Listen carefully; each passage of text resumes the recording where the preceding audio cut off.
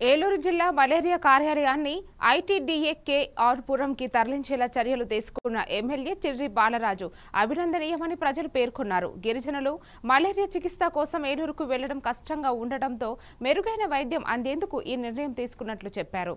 జిల్లా మలేరియా అధికారి పిఎస్ఎస్ ప్రసాద్ శుక్రవారం ఎమ్మెల్యేను మర్యాదపూర్వకంగా కలిసి కృతజ్ఞతలు తెలిపారు.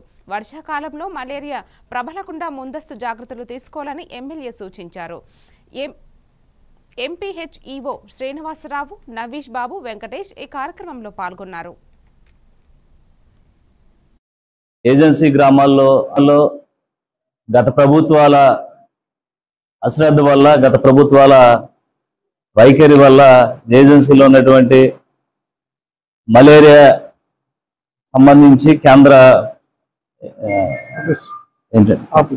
సెంట్రల్ ఆఫీసు ఈరోజు ఇక్కడ ఐటీడీఏ కేఆర్పురంలో పునఃప్రారంభించడం జరిగింది. ఎందుకంటే ఏజెన్సీ గ్రామాల్లో అనేక మలేరియా కానీ, డెంగ్యూ కానీ ఇవన్నీ కూడా వ్యాధులు ప్రబలి ఇక్కడ నుంచి ఏలూరు హెడ్ ఆఫీస్ మెయిన్ ఆఫీస్కి వెళ్ళాలంటే, హాస్పిటల్కి వెళ్ళాలంటే చాలా ఇబ్బంది పడేటువంటి పరిస్థితి. కానీ ఇప్పుడు నేరుగా మన ఎన్డీఏ కూటమి ప్రభుత్వం వచ్చిన తర్వాత ప్రపోజల్ పెట్టడం జరిగింది. మాకు ఏజెన్సీ ప్రాంతానికి మలేరియా సెంటర్ పాయింట్ ఇక్కడ ఉండాలి, ఇక్కడ కేంద్రంగా ఇక్కడ ఉండాలని మేము కలెక్టర్ గారిని కోరడం జరిగింది.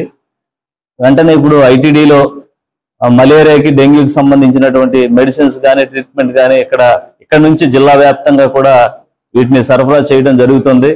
కనుక గిరిజన